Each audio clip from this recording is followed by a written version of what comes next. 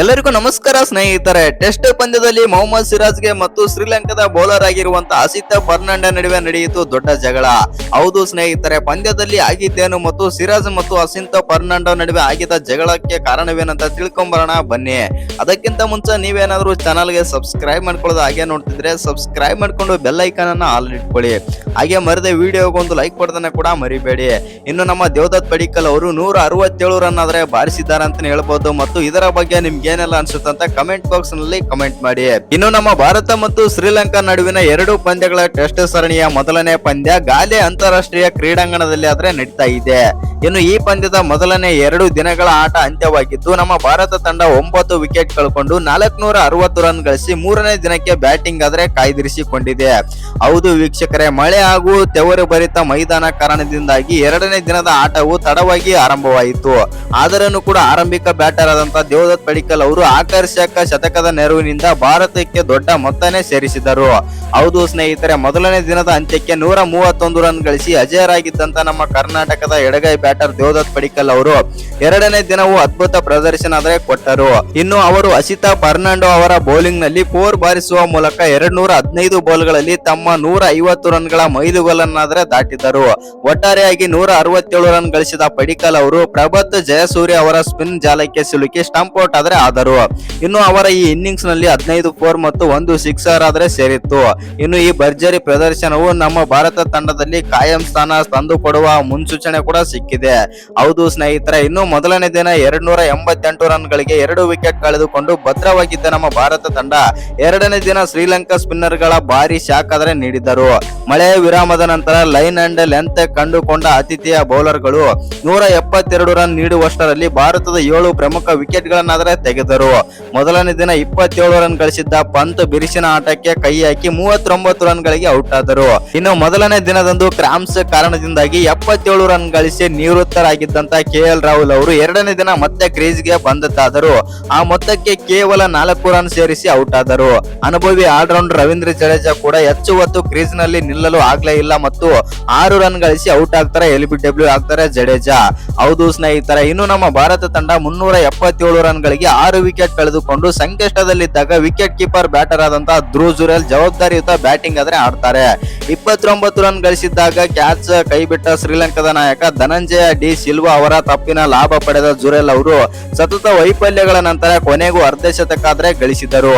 ಇವರಿಗೆ ಉತ್ತಮ ಸಾಥ್ ನೀಡಿದಂತ ಆಲ್ರೌಂಡರ್ ಆದಂತಹ ಮಾನವ್ ಸುತಾರ್ ಅವರು 24 ರನ್ ಆದ್ರೆ ಕೊಡುಗೆ ನೀಡಿದರು. ಇನ್ನು ಇವರಿಬ್ಬರು 7ನೇ ವಿಕೆಟ್ಗೆ 55 ರನ್ಗಳ ಪ್ರಮುಖ ಜೊತೆ ಆಟವಾಡಿ ತಂಡದ ಮೊತ್ತವನ್ನು 400 ಗಡಿ ಆದ್ರೆ ದಾಟಿಸಿದರು.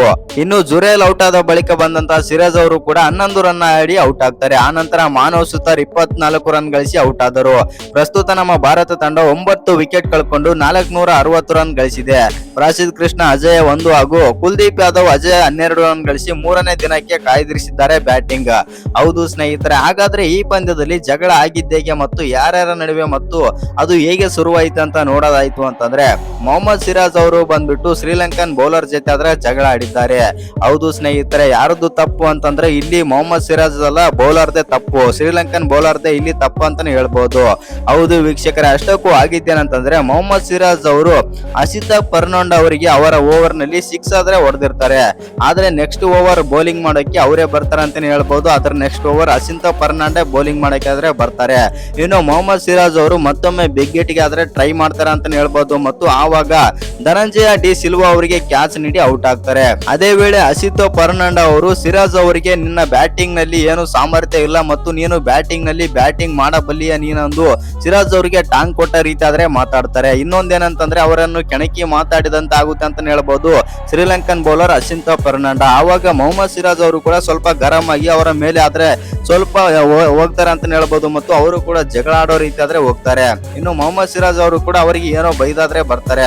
ಆದ್ರೆ ಇನ್ನೂ ಕೂಡ ರಿವೀಲ್ ಆಗಿಲ್ಲ. ಒಟ್ನಲ್ಲಿ ಹೇಳ್ಬೇಕಂತಂದ್ರೆ ಮೊಹಮ್ಮದ್ ಸಿರಾಜ್ ಮತ್ತು ಶ್ರೀಲಂಕನ್ ಬೌಲರ್ ಆಗಿರುವಂತಹ ಅಸಿತ ಫರ್ನಾಂಡ ಅವರ ಇಬ್ಬರ ನಡುವೆ ಆದ್ರೆ ಜಗಳ ಆದ್ರೆ ಆಯಿತು. ಒಟ್ನಲ್ಲಿ ಹೇಳ್ಬೇಕಂತಂದ್ರೆ ಈ ಪಂದ್ಯದಲ್ಲಿ ಬಂದ್ಬಿಟ್ಟು ನಮ್ಮ ಟೀಮ್ ಇಂಡಿಯಾದ ಬ್ಯಾಟಿಂಗ್ ಅಂತೂ ಅಬ್ಬರದಿಂದಾಗಿ ಬ್ಯಾಟಿಂಗ್ ಆದ್ರೆ ಮಾಡಿದ್ದಾರೆ ಮೊದಲನೇ ಇನ್ನಿಂಗ್ಸ್ ನಲ್ಲಿ.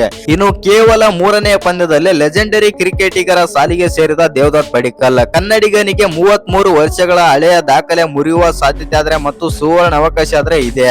ಹೌದು ಸ್ನೇಹಿತರೆ, ಟೆಸ್ಟ್ ಕ್ರಿಕೆಟ್ ನಲ್ಲಿ 3ನೇ ನಂಬರ್ ಸ್ಥಾನವನ್ನು ಬಹಳ ಮುಖ್ಯವೆಂದಾದ್ರೆ ಪರಿಗಣಿಸಲಾಗುತ್ತದೆ. ಆರಂಭಿಕ ಜೋಡಿ ಬೇಗನೆ ಔಟ್ ಆದರೆ ಇನ್ನಿಂಗ್ಸ್ ಅನ್ನು ಮುನ್ನಡೆಸುವ ಜವಾಬ್ದಾರಿ ಹೆಚ್ಚಾಗಿ ಆ ಬ್ಯಾಟ್ಸ್ಮನ್ ಮೇಲೆ ಇರುತ್ತದೆ. ಭಾರತೀಯ ಕ್ರಿಕೆಟ್ ಇತಿಹಾಸದಲ್ಲಿ ಅನೇಕ ದಂತಕಥೆಗಳು ಈ ಸ್ಥಾನದಲ್ಲಿ ಅದ್ಭುತ ಪ್ರದರ್ಶನ ನೀಡಿದ್ದಾರೆ. ಆದರೆ ಎಡಗೈ ಬ್ಯಾಟ್ಸ್ಮನ್ಗಳು ಮತ್ತು 3ನೇ ಸ್ಥಾನದಲ್ಲಿ ಟೆಸ್ಟ್ ಶತಕಗಳ ವಿಷಯಕ್ಕೆ ಬಂದಾಗ ವಿನೋದ್ ಕುಂಬ್ಳೆ ಹೆಸರು ಮೊದಲಿಗೆ ಬರುತ್ತೆ. ಹೌದು ಸ್ನೇಹಿತರೆ, ಭಾರತದ ಪರ 3ನೇ ಸ್ಥಾನದಲ್ಲಿ ಬ್ಯಾಟಿಂಗ್ ಮಾಡುವಾಗ ಕುಂಬ್ಳೆ ಅವರು 4 ಟೆಸ್ಟ್ ಶತಕಗಳನ್ನಾದ್ರೆ ಗಳಿಸಿದ್ದಾರೆ. ಸೌರವ್ ಗಂಗೂಲಿ 3 ಶತಕಗಳೊಂದಿಗೆ ಈ ಪಟ್ಟಿಯಲ್ಲಿ 2ನೇ ಸ್ಥಾನದಲ್ಲಿ ಇದ್ದಾರೆ. ಇದೀಗ ದೇವದತ್ ಪಡಿಕ್ಕಲ್ ಕೂಡ ಈ ಗಣ್ಯ ಕ್ಲಬ್ಗೆ ಸೇರಿದ್ದಾರೆ. ಹೌದು ಸ್ನೇಹಿತರೆ, ಕುಂಬ್ಳೆ ತಮ್ಮ ಚಿಕ್ಕ ಹಾಗೂ ಅದ್ಭುತ ಟೆಸ್ಟ್ ವೃತ್ತಿ ಜೀವನದಲ್ಲಿ ತಮ್ಮ ದೊಡ್ಡ ಇನ್ನಿಂಗ್ಸ್ ಗಳಿಗೆ ವಿಶೇಷವಾಗಿ ಹೆಸರುವಾಸಿ ಆಗಿದ್ದರು.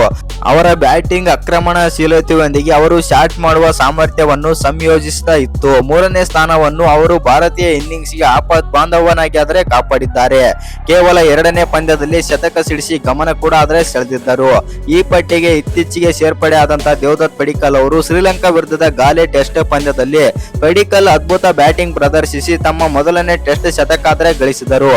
ಇನ್ನು ಅವರು ಅದ್ಭುತ ಬ್ಯಾಟಿಂಗ್ ಮಾಡುವ ಮೂಲಕ 3ನೇ ಸ್ಥಾನದಲ್ಲಿ ಟೆಸ್ಟ್ ಶತಕ ಗಳಿಸಿದ ಭಾರತೀಯ ಎಡಗೈ ಬ್ಯಾಟ್ಸ್ಮನ್ ಗಳ ಲೆಜೆಂಡರಿ ಗುಂಪನ್ನಾದ್ರೆ ಸೇರಿದ್ದಾರೆ. ಇನ್ನು ಪಡಿಕ್ಕಲ್ಗಿಂತ ಮೊದಲು ಈ ಪಟ್ಟಿಯಲ್ಲಿ ಹೆಸರಾದ ಬ್ಯಾಟ್ಸ್ಮನ್ ಗಳು ಭಾರತೀಯ ಕ್ರಿಕೆಟ್ ನಲ್ಲಿ ಗಮನಾರ್ಹ ಸಾಧಕರಾಗಿದ್ದಾರೆ. ಇನ್ನು ಟೆಸ್ಟ್ ಕ್ರಿಕೆಟ್ ನಲ್ಲಿ ತಂಡದ ಕಾರ್ಯತಂತ್ರಕ್ಕೆ 3ನೇ ನಂಬರ್ ಬ್ಯಾಟ್ಸ್ಮನ್ ನಿರ್ಣಾಯಕ ಪಾತ್ರ ವಹಿಸುತ್ತಾನೆ. ಆರಂಭಿಕ ಬ್ಯಾಟ್ಸ್ಮನ್ ಬೇಗನೆ ಔಟ್ ಆದರೆ ಅವರು ಹೊಸ ಚೆಂಡನ್ನು ಎದುರಿಸಬೇಕಾಗುತ್ತದೆ. ಆದರೆ ಆರಂಭಿಕರು ಉತ್ತಮ ಆರಂಭವನ್ನು ನೀಡಿದರೆ ಅವರು ಇನ್ನಿಂಗ್ಸ್ ಅನ್ನು ದೊಡ್ಡ ಸ್ಕೋರ್ ಆಗಿ ಪರಿವರ್ತಿಸುವ ಅವಕಾಶವನ್ನು ಇದೇ ಬ್ಯಾಟರ್ ಹೊಂದಿರುತ್ತಾರೆ. ಆದ್ದರಿಂದ ಈ ಸ್ಥಾನದಲ್ಲಿ ಸ್ಥಿರವಾಗಿ ರನ್ ಗಳಿಸುವುದು ಬ್ಯಾಟ್ಸ್ಮನ್ ತಂತ್ರ ಮತ್ತು ತಾಳ್ಮೆ ಮತ್ತು ಪರಿಸ್ಥಿತಿ ಹೊಂದಿಕೊಳ್ಳುವ ಸಾಮರ್ಥ್ಯವನ್ನಾದ್ರೆ ಪ್ರದರ್ಶಿಸಬೇಕಾಗುತ್ತದೆ.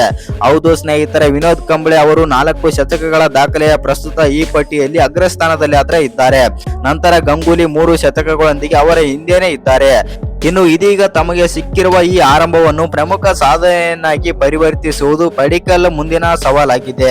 ಹೌದು ಸ್ನೇಹಿತರೆ, ಪಡಿಕ್ಕಲ್ ಮೊದಲನೇ ಟೆಸ್ಟ್ ಶತಕವು ಭಾರತೀಯ ತಂಡದಲ್ಲಿ 3ನೇ ಕ್ರಮಾಂಕಕ್ಕೆ ಅವರು ಪ್ರಬಲ ಸ್ಪರ್ಧಿಯಾಗಿ ಹೊರಹೊಮ್ಮಬಹುದು ಎಂಬುದನ್ನು ಖಂಡಿತವಾಗಿಯೂ ಸೂಚನೆ ಕೊಡುತ್ತದೆ. ಇನ್ನು ಪಡಿಕ್ಕಲ್ ಭವಿಷ್ಯದಲ್ಲಿ ವಿನೋದ್ ಕುಂಬ್ಳೆ ಅವರ 3 ಶತಕಗಳ ದಾಖಲೆಯನ್ನು ಮುರಿಯುವವರೇ ಎಂದು ಕಾದು ನೋಡೋಣ. ಟೆಸ್ಟ್ ಕ್ರಿಕೆಟ್ ನಲ್ಲಿ ಚರಿತ್ರೆ ನಿರ್ಮಿಸಿದ ದೇವದತ್ ಪಡಿಕ್ಕಲ್ 79 ವರ್ಷಗಳಲ್ಲಿ ಈ ಸಾಧನೆ ಮಾಡಿದ ಮೊದಲಿಗ. ಇನ್ನು ಲಂಕರ ನಾಡಲ್ಲಿ ಗರ್ಜನೆ ಮಾಡಿದ ಕನ್ನಡಿಗ ಸೊಚ್ಚಲ ಶತಕದೊಂದಿಗೆ ಶ್ರೀಲಂಕಾ ವಿರುದ್ಧ ಧೂಳಿಪಟ ಮಾಡಿದ ಪಡಿಕ್ಕಲ್. ಹೌದು ಸ್ನೇಹಿತರ, ಇನ್ನು ಶತಕ ಬಾರಿಸಿದ ಬಳಿಕ ದೇವದತ್ ಪಡಿಕ್ಕಲ್ ಅವರು ಡೇ 1 ಮುಗಿದ ಬಳಿಕ ಏನೆಲ್ಲ ಮಾತನಾಡಿದ್ದಾರೆ ಶತಕದ ಬಗ್ಗೆ ಅಂತ ತಿಳ್ಕೊಂಬರೋಣ ಬನ್ನಿ. ಅದಕ್ಕಿಂತ ಮುಂಚೆ ನೀವೇನಾದ್ರೂ ಚಾನಲ್ಗೆ ಸಬ್ಸ್ಕ್ರೈಬ್ ಮಾಡ್ಕೊಳ್ಳೋದು ಹಾಗೆ ನೋಡ್ತಿದ್ರೆ ಸಬ್ಸ್ಕ್ರೈಬ್ ಮಾಡ್ಕೊಂಡು ಬೆಲ್ ಐಕನ್ ಅನ್ನ ಆಲ್ ಇಟ್ಕೊಳ್ಳಿ. ಹಾಗೆ ಮರಿದ ವಿಡಿಯೋಗೆ ಒಂದು ಲೈಕ್ ಕೊಡೋದನ್ನ ಕೂಡ ಮರಿಬೇಡಿ. ಇನ್ನು ದೇವದತ್ ಪಡಿಕ್ಕಲ್ ಅವರ ಬ್ಯಾಟಿಂಗ್ ಬಗ್ಗೆ ನಿಮ್ಗೆ ಏನೆಲ್ಲ ಅನ್ಸುತ್ತಂತ ಕಮೆಂಟ್ ಬಾಕ್ಸ್ ನಲ್ಲಿ ಕಮೆಂಟ್ ಮಾಡಿ. ಇನ್ನು ಶ್ರೀಲಂಕಾ ವಿರುದ್ಧದ ಮೊದಲನೇ ಟೆಸ್ಟ್ ಪಂದ್ಯದಲ್ಲಿ ನಮ್ಮ ಭಾರತ ತಂಡದ ಯುವ ಎಡಗೈ ಬ್ಯಾಟರ್ ಆದಂತ ಕನ್ನಡಿಗ ದೇವದತ್ ಪಡಿಕ್ಕಲ್ ಅವರು ಅಂತಾರಾಷ್ಟ್ರೀಯ ಟೆಸ್ಟ್ ಕ್ರಿಕೆಟ್ ನಲ್ಲಿ ತಮ್ಮ ಸೊಚ್ಚಲ ಶತಕ ಸಿಡಿಸಿ ಇತಿಹಾಸನೇ ಬರೆದರು. ಇನ್ನು ಗಾಲೆ ಅಂತಾರಾಷ್ಟ್ರೀಯ ಕ್ರೀಡಾಂಗಣದಲ್ಲಿ ಲಂಕಾ ಬೌಲರ್ಸ್ ಗಳನ್ನ ಅಪ್ಪರಿಸಿದ ಪಡಿಕ್ಕಲ್ ಅವರು ಟೆಸ್ಟ್ ಕ್ರಿಕೆಟ್ ನಲ್ಲಿ ತಮ್ಮ ಸಾಮರ್ಥ್ಯ ಏನು ಎಂಬುದು ಜಗತ್ತಿಗೆ ಸಾಬೀತು ಮಾಡಿದ್ದರು. ಇನ್ನು ಈ ಅದ್ಭುತ ಇನ್ನಿಂಗ್ಸ್ ಮೂಲಕ ಅವರು ಟೀಮ್ ಇಂಡಿಯಾದ ಮಧ್ಯಮ ಕ್ರಮಾಂಕದಲ್ಲಿ ತಮ್ಮ ಸ್ಥಾನವನ್ನು ಬಹುತೇಕ ಖಚಿತ ಕೂಡ ಮಾಡಿಕೊಂಡಿದ್ದಾರೆ. ಟಾಸ್ ಗೆದ್ದು ಮೊದಲು ಬ್ಯಾಟಿಂಗ್ ಆಯ್ದುಕೊಂಡ ನಮ್ಮ ಭಾರತ ತಂಡಕ್ಕೆ ಆರಂಭಿಕ ಆಟಗಾರ ಆದಂತ ಯಶಸ್ವಿ ಜೈಸ್ವಾಲ್ ಅವರು ರನ್ಔಟ್ ಆದಾಗ ಆಘಾತ ಎದುರಾಯಿತು. ಹೌದು ವೀಕ್ಷಕರೇ, ಕೇವಲ 47 ರನ್ ಗಳಿಗೆ ಮೊದಲನೇ ವಿಕೆಟ್ ಬಿತ್ತು. ಕ್ರೀಸ್ ನಲ್ಲಿ ಬಂದ ದೇವದತ್ ಪಡಿಕ್ಕಲ್ ಅವರು ಆರಂಭದಿಂದಲೇ ಅತ್ಯಂತ ಸಮಯದ ಆಟ ಪ್ರದರ್ಶಿಸಿದರು. ಮತ್ತೊಂದು ತುದಿಯಲ್ಲಿದ್ದಂತ ಹಿರಿಯ ಕನ್ನಡಿಗ ಕೆಎಲ್ ರಾಹುಲ್ ಜೊತೆಗೂಡಿ ಲಂಕಾ ಸ್ಪಿನ್ ಬಲೆಗೆ ಬೀಳದಂತೆ ಅತ್ಯಂತ ಜಾಗರೂಕತೆಯಿಂದ ರನ್ ಕದಿಯುತ್ತಾ ಇನ್ನಿಂಗ್ಸ್ ಮುನ್ನಡೆಸಿದರು.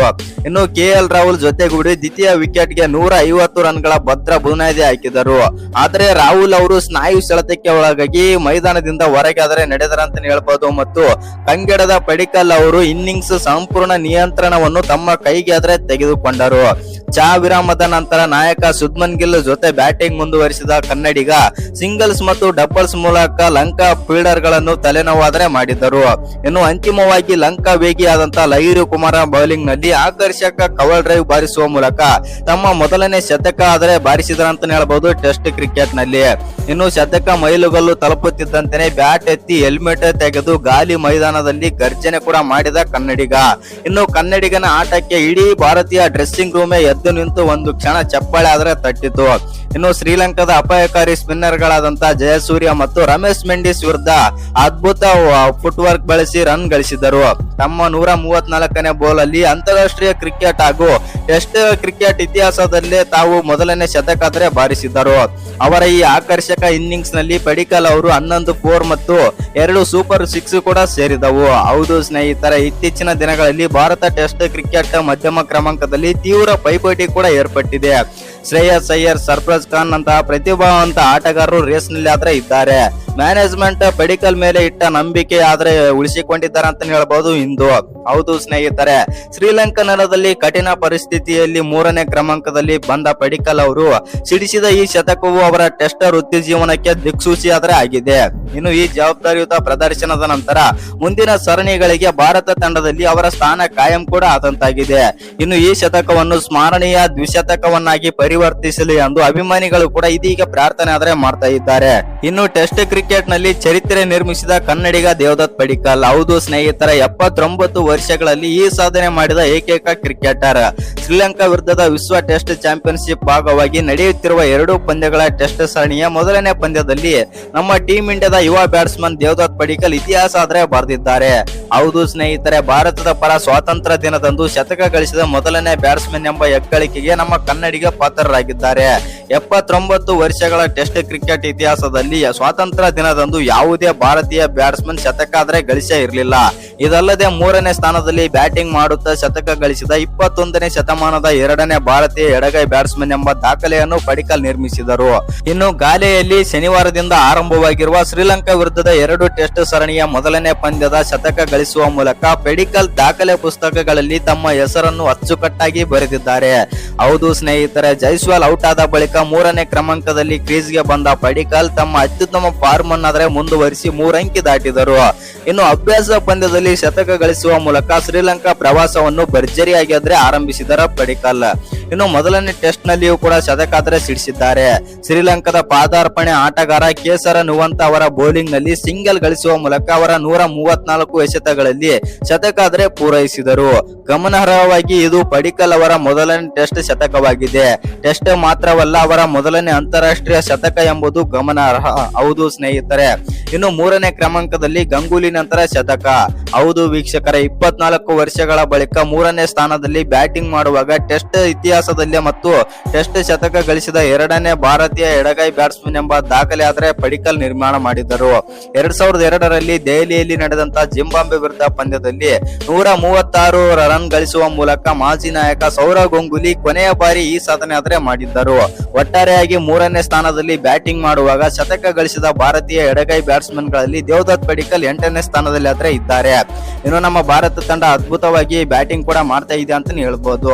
ಇನ್ನು ನಮ್ಮ ದೇವದತ್ ಪಡಿಕಲ್ ಅವರು ಶತಕ ಬಾರಿಸಿದ ಬಳಿಕ ಏನೆಲ್ಲ ಮಾತನಾಡಿದ್ದಾರೆ, ಏನೆಲ್ಲ ಹೇಳಿದ್ದಾರೆ ಅಂತ ನೋಡೋಣ ಬನ್ನಿ. ಈ ರೀತಿ ಹೇಳಿದಾರೆ ಅಂತ ಹೇಳ್ಬೋದು. ಮೊದಲನೇ ದಿನದ ಆಟ ಮುಗಿದ ನಂತರ, ಹೌದು ನನಗೆ ಈ ಶತಕ ತುಂಬಾನೇ ಇಂಪಾರ್ಟೆಂಟ್ ಆಗಿತ್ತು. ಏಕೆಂದರೆ ನಾನು ಟೆಸ್ಟ್ ಕ್ರಿಕೆಟ್ ನಲ್ಲಿ ಆಡ್ಬೇಕು ಅನ್ನೋದು ನನಗೆ ತುಂಬಾನೇ ಆಸೆ ಇತ್ತು. ಹೌದು, ನಾನು ಆವಾಗಿನಿಂದನೂ ಮತ್ತು ನಾನು ಯಾವಾಗ RCB ಗೆ ಆಡುತ್ತೇನೆ 2023ರಲ್ಲಿ 22ರಲ್ಲಿ ಆವಾಗಿನಿಂದನೂ ಕೂಡ ನನಗೆ ಟೆಸ್ಟ್ ಕ್ರಿಕೆಟ್ ನಲ್ಲಿ ಆಸೆ ಇತ್ತು. ಆಸೆ ಇದೀಗ ನೆರವೇರಿದೆ ಮತ್ತು ಸ್ವಾತಂತ್ರ್ಯ ದಿನದಂದೇ ಸಿಕ್ಕಿದೆ ಎಂದು ಪಡಿಕಲ್ ಅವರು ಖುಷಿಯಾಗಿ ಮಾತಾಡ್ತಾರೆ. ಇನ್ನು KL ರಾಹುಲ್ ಬಗ್ಗೆ ಅಚ್ಚುಕಟ್ಟಾಗಿ ಮಾತಾಡ್ತಾರೆ ಅಂತ ಹೇಳ್ಬೋದು ಪಡಿಕಲ್. ಹೌದು ಸ್ನೇಹಿತರೆ, KL ರಾಹುಲ್ ಬಗ್ಗೆ ಈ ರೀತಿ ಹೇಳ್ತಾರೆ, ರಾಹುಲ್ ಅಂತ ಅಣ್ಣನ ತರ ನಾನು ಟ್ರೀಟ್ ಮಾಡ್ತೇನೆ. ಏಕೆಂದ್ರೆ ರಾಹುಲ್ ಅವರು ಎಲ್ಲ ತರಹದ ಬ್ಯಾಟಿಂಗ್ ಸ್ಕಿಲ್ ಹೇಳಿಕೊಡ್ತಾರೆ ಮತ್ತು ರಾಹುಲ್ ಜೊತೆ ನಾನು ಬ್ಯಾಟಿಂಗ್ ಮಾಡಲು ತುಂಬಾನೇ ಇಷ್ಟಪಡುತ್ತೇನೆ ಅಂತಂದು ದೇವದತ್ ಪಡಿಕಲ್ ಅವರು ಎತ್ತಿಡಿದ್ರ ಅಂತ ಹೇಳ್ಬೋದು ರಾಹುಲ್ ಅವರನ್ನು. ಇನ್ನು ರಾಹುಲ್ ಅವರ ವ್ಯಕ್ತಿತ್ವ ಮತ್ತು ರಾಹುಲ್ ಅವರ ಯಾವ ತರ ಇದ್ದಾರೆ ಅಂತ ನನಗೆ ಚೆನ್ನಾಗಿ ಗೊತ್ತಿದೆ. ಇನ್ನು ರಾಹುಲ್ ಅವರ ಜೊತೆ ನಾನು ODI ಕ್ರಿಕೆಟ್ ಆಗಿರ್ಲಿ, ಟೆಸ್ಟ್ ಕ್ರಿಕೆಟ್ ಆಗಿರ್ಲಿ ಮತ್ತು ಯಾವುದೇ ಫಾರ್ಮೆಟ್ ಕ್ರಿಕೆಟ್ ಆಗಿರ್ಲಿ ಅವರ ಜೊತೆ ಬ್ಯಾಟಿಂಗ್ ಮಾಡಲು ನಾನು ತುಂಬಾನೇ ಉತ್ಸಾಹಕನಾಗಿರುತ್ತೇನೆ ಎಂದು ದೇವದತ್ ಪಡಿಕಲ್ ಅವರು ಹೆಮ್ಮೆಯಿಂದ ಹೇಳಿದರು.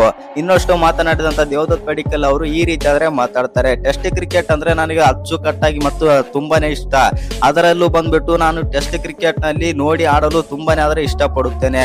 ಇನ್ನೊಂದು, ಈ ಟೆಸ್ಟ್ ಕ್ರಿಕೆಟ್ ಅಂತ ಬಂದಾಗ ನಾನು ಒಂದು ದಿನ ಬೇಕಾದ್ರೂ ಆಡಬಲ್ಲೆ, ಅಷ್ಟು ಸಾಮರ್ಥ್ಯ ನನ್ನ ಹತ್ರ ಇದೆ ಮತ್ತು ಮತ್ತು ಇಷ್ಟು ದಿನ ನನ್ನ ಟೀಮ್ ಇಂಡಿಯಾ ಆದ್ರೆ ಗುರುತಿಸಿರ್ಲಿಲ್ಲ. ಆದ್ರೆ ಈ ಶತಕದಿಂದ ಎಲ್ಲ ಮಾಜಿ ಕ್ರಿಕೆಟಿಗರು ಇದೀಗ ಗುರುತು ಹಿಡಿಯಂತಾದ್ರೆ ಆಗಿದೆ ಅಂತಂದು ದೇವದತ್ ಪಡಿಕ್ಕಲ್ ಅವರಾದ್ರೆ ಸ್ವಲ್ಪ ಬೇಸರದಿಂದ ಆದ್ರೆ ಮಾತಾಡ್ತಾರೆ. ಒಟ್ಟಿನಲ್ಲಿ ಹೇಳ್ಬೇಕಂತಂದ್ರೆ ದೇವದತ್ ಪಡಿಕ್ಕಲ್ ಅವರು ತಮ್ಮ ಟೆಸ್ಟ್ ಕ್ರಿಕೆಟ್ ವೃತ್ತಿ ಜೀವನದಲ್ಲೇ ಮೊದಲ ಶತಕ ಬಾರಿಸಿ ಇದೀಗ ಹೆಮ್ಮೆಯಿಂದ ಆದ್ರೆ ಮಾತಾಡಿದ್ದಾರೆ.